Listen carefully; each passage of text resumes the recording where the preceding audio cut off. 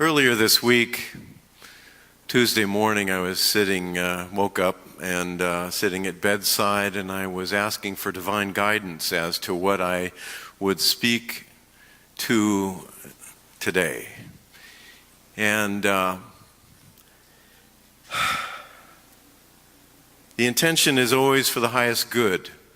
What will be the highest good for not only just as people, but for the soul, for your eternal ongoing, for your progression as a spiritual being, having a human experience. And I was really focused on transformation. John Shelby Spong, who was a archbishop or a bishop in New York City in a denomination, he said, people don't really come to church for transformation. They come to church for safety. And I said, Reverend Spong, because I was at a Canuga conference with him some years ago, we had opportunity to have conversation with him. I said, have you ever had a transformational experience, a mystical experience? And he said, no, I haven't. I've been a scholar, a biblical scholar, and a very good one my whole life. Well, he didn't say I'm a very good one, but he's been a very good one. Excellent investigation in terms of the Spirit, the Bible, and so forth. So I understood where he was coming from. But once you've had a moment of transformation, a shift, and if you look at the word transformation, there's the word form in it. And there is the word trans in it, like transit or transition, meaning from moving from one point to another. The changing of consciousness, the changing of form. And if I thought that ministry was always going to just be about safety for people, I would have never gone into it. It takes courage and strength to be involved in transformation. And so when I was sitting at the bedside, I said a prayer for divine guidance as to what would be for the highest good for you all sitting here today, us together, in terms of transformation, of moving from one place in consciousness to another place. And I was led to open the small cabinet door on my bedside table and take out a book that was gifted to me by a Mr. Philip Burley. Philip Burley could be called a psychic, but that's kind of a cheap term for what he is really about. Excuse me. In the 1980s and early 90s, he had a radio show in Phoenix that had a listening audience of 80,000 people every week. And I'm blessed to have him as a friend. And he mentions me in this book in terms of just giving a little bit of a recognition of his work. But it's conversations with 20 great souls in the afterlife. Now in Unity, we don't necessarily focus on the afterlife. We focus on now. What's happening now? And the conversation around being truth students, applying certain spiritual principles, and how important that is, because we are here now. And there is a reason for us to be on planet Earth now, to learn and to grow. But a little later from now, I'm going to share one of the readings that he was part of, And the readings are really similar to Edgar Cayce's readings. Some of you may know of Edgar Cayce. He goes into a deep hypnotic space and is facilitated by master hypnotherapist Dolores Proet. And so the readings are very rich. From Abraham Lincoln, Albert Einstein, Yogananda, Edgar Cayce, Eleanor Roosevelt, Saint Germain, Jesus, Buddha. And there's a little part of my mind that's a little skeptical of this type of stuff. I don't know about you. Healthy skepticism. And yet the essence that is offered is of service for the highest good. For each reader. I've been reading these types of books for a long, long time, and I know that there is a signature that I look for. What is not for the highest good? Because we can get caught up in and straying in our distractions around these things. But the signature that is a ray of truth points to divine love, the divine self within. If it points to that, then it may be assistive to anyone that reads it. So, I want to speak to that today a bit. Philip Burley was clairvoyant. He's still alive. He's about 75 years old now, but he said at the age of 4, he started to have visions of Jesus by his bed. Jesus would come to him and love him and comfort him. Because being clairvoyant, a second sight, a clear seeing, there are energies that the physical eye isn't necessarily aware of. And for a 4-year-old, that is a different experience.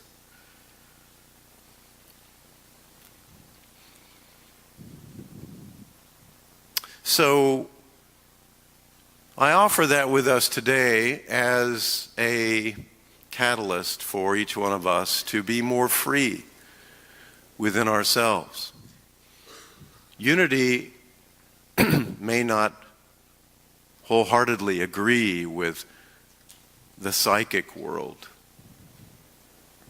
In fact, Charles Fillmore, who was involved in the psychic work in the early days, put it aside and he said, don't get caught up in that world. Go straight for the highest truth, the highest level of vibration, the Christ vibration.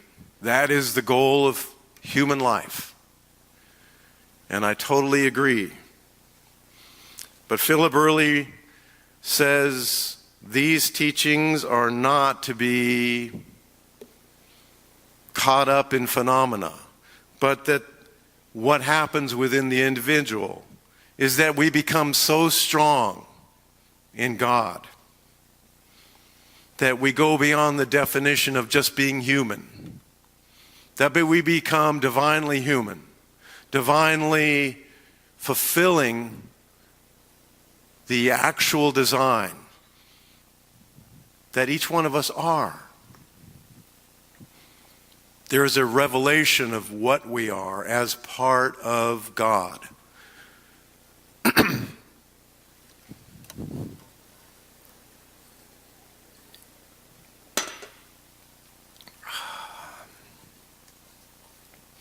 Charles Fillmore, the co-founder of the Unity Movement, wrote a book entitled Christ Enthroned in Man. Not just man. All of us.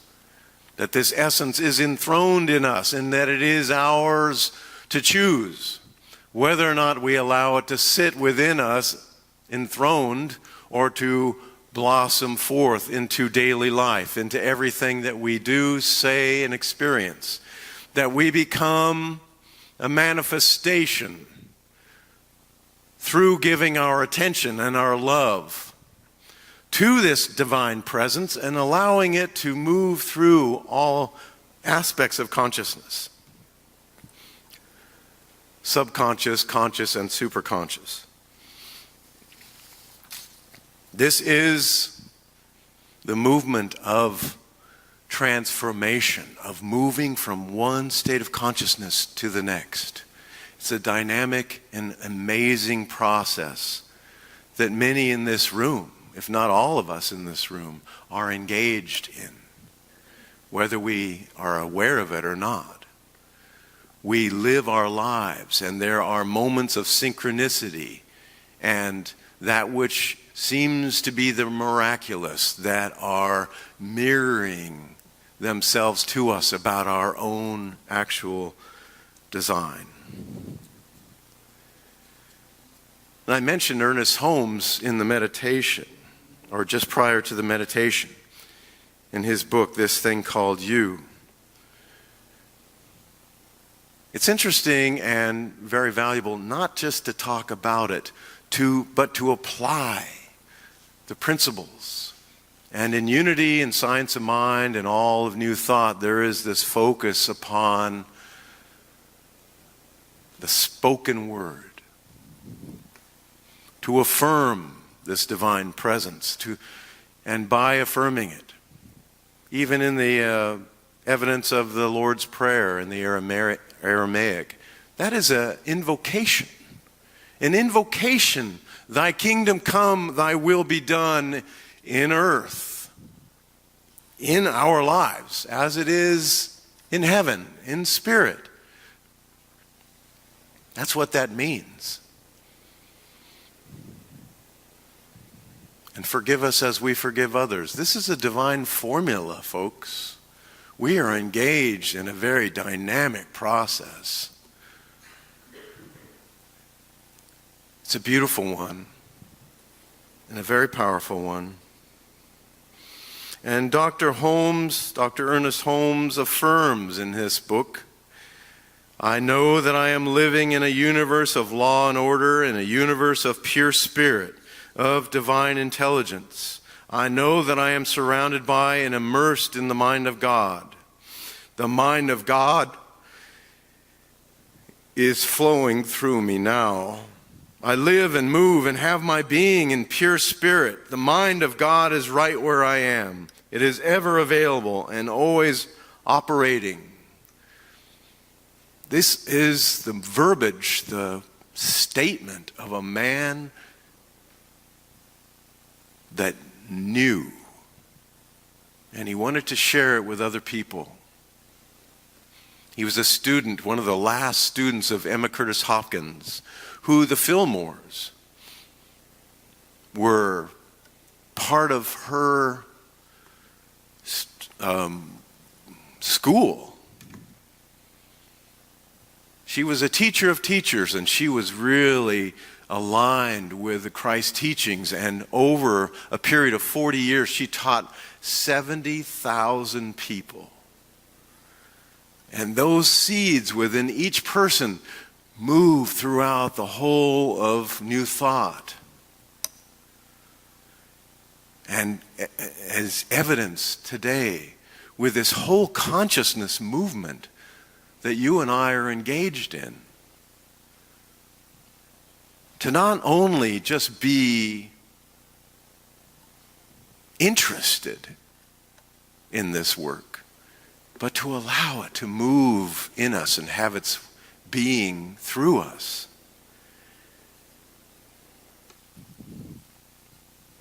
So getting back to Philip Burley and the book, Voices of Love from the Light,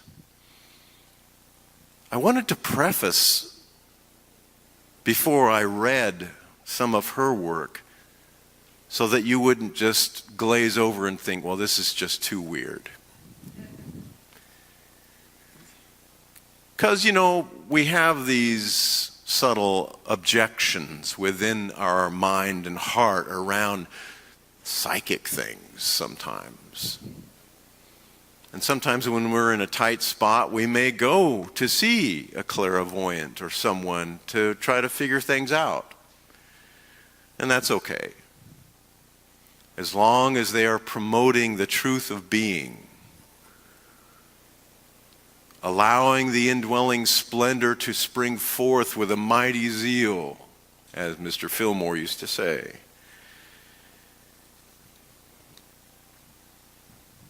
The woman that I would like to speak about today is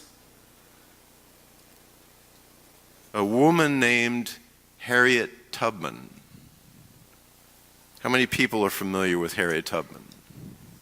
Quite a few. I'll just read the introduction before I go into some of the things that she said, because it explains who she was.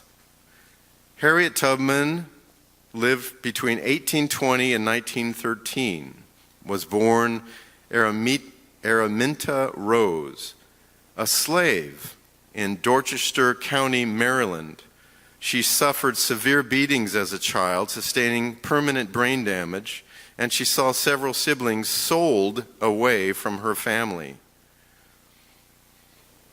Tubman was active in the Underground Railroad and led dozens of slaves to freedom.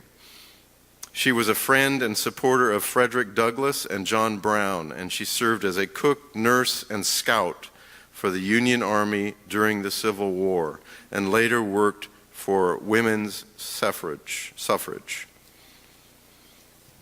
A devout Christian, Tubman had lifelong mystical experiences and said she could hear God speaking to her directly.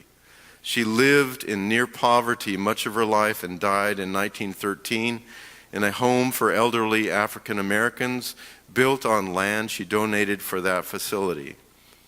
Today, she is one of the best known and most respected women in U.S. history. So, as Philip Burley goes into a hypnotic trance, very much the same as Edgar Cayce, he allows her to speak through him. And if you think that that's silliness, suspend disbelief and just be open to the message, because the message is very powerful. Harriet Tubman through Philip Burley. When you come to identify yourself not by color, language, or culture, but by being the son or daughter of God, then you are free. I don't live looking at these external things, and I wish the whole world would not do this either. If each person could stand before the other, race to race, language to language, culture to culture, and feel and experience the divine reality of every human being, the light of God in each one, then earth would become heaven.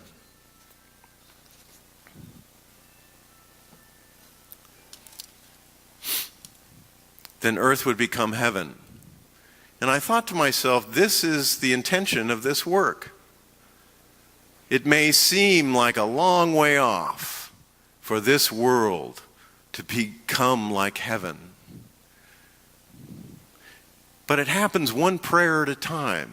You know, every Sunday, the chaplains and myself, we meet over in this room and we pray together for the highest good, for the transformation of people moving from one state of consciousness to another. And at the end, I usually say, let's go give them heaven. Let's go give them heaven. Because that's why we're here. This place is not just about feeling safe, as Bishop Spong pointed to, or what he held as far as why people come to places like this. It may be that for you on any given Sunday. You may just need to feel safe, feel cared for, feel comforted, have a nice bowl of soup later. Being with like-minded people, that's all fine. But the truth of the matter is that you are a son or daughter of God. That is the truth with a capital T. And as we identify with that truth, then the false falls away, and we become that which we're seeking.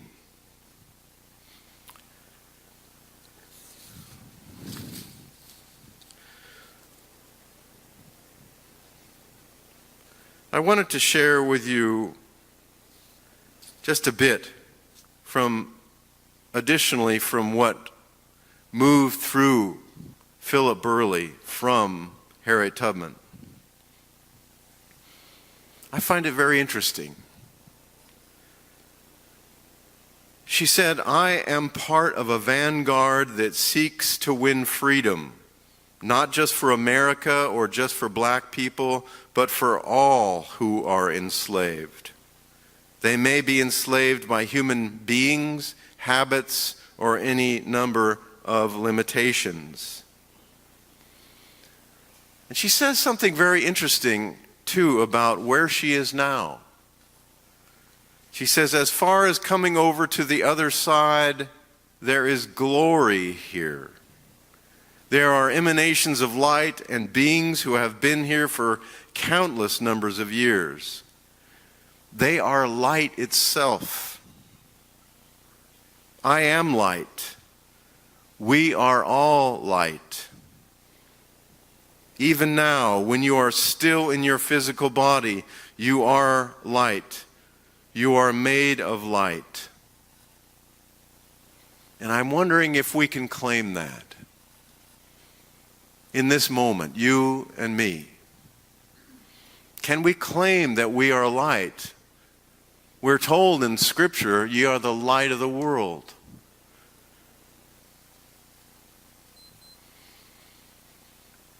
She continues, you are emanations of light because you are a direct ray from the great central sun or God. You are always connected to that reality we call God.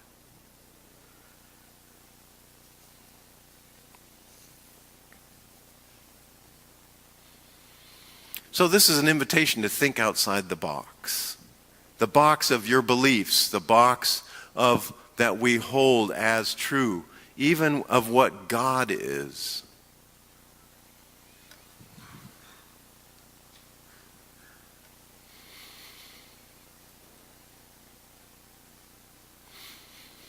Is this making sense?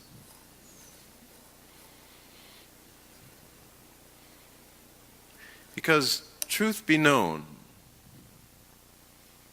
we're having a soul conversation. We're speaking to the eternal self. I am speaking to your eternal self and my eternal self. Are you listening in there?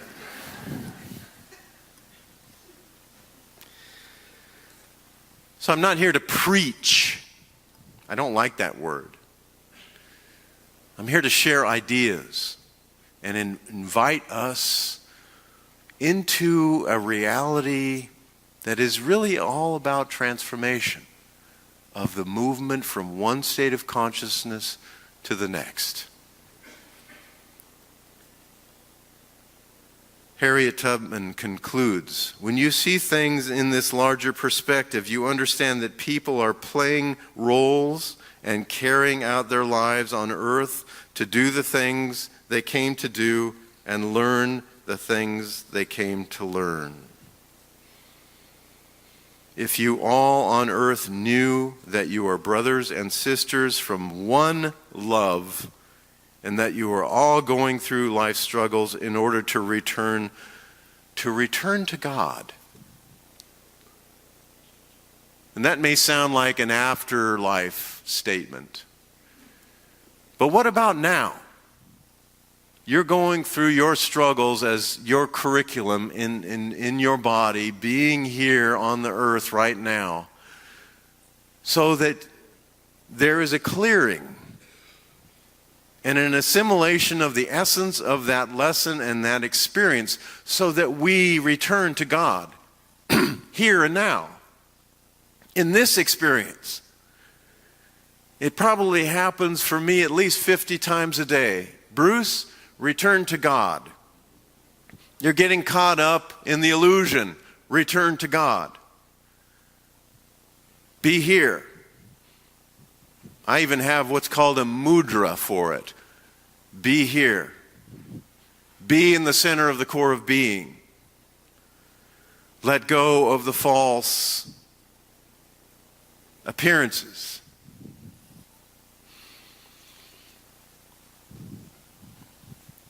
So I wanted to conclude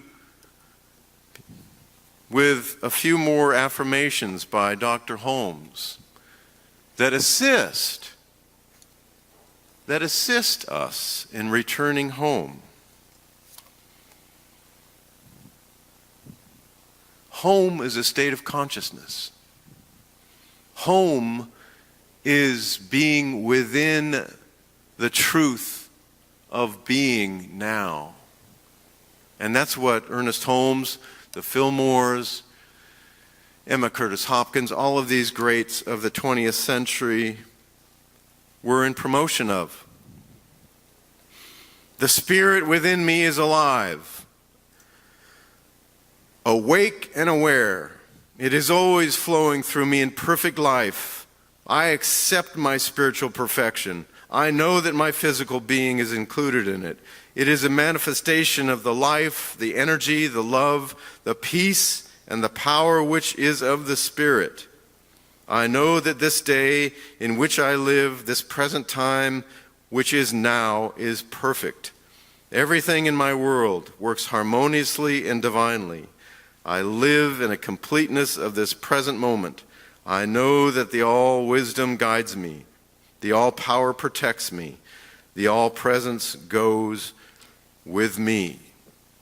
And so as we conclude this time, my greatest hope for all of us, including me, is to remember that this truth goes with us every moment of our lives. God bless.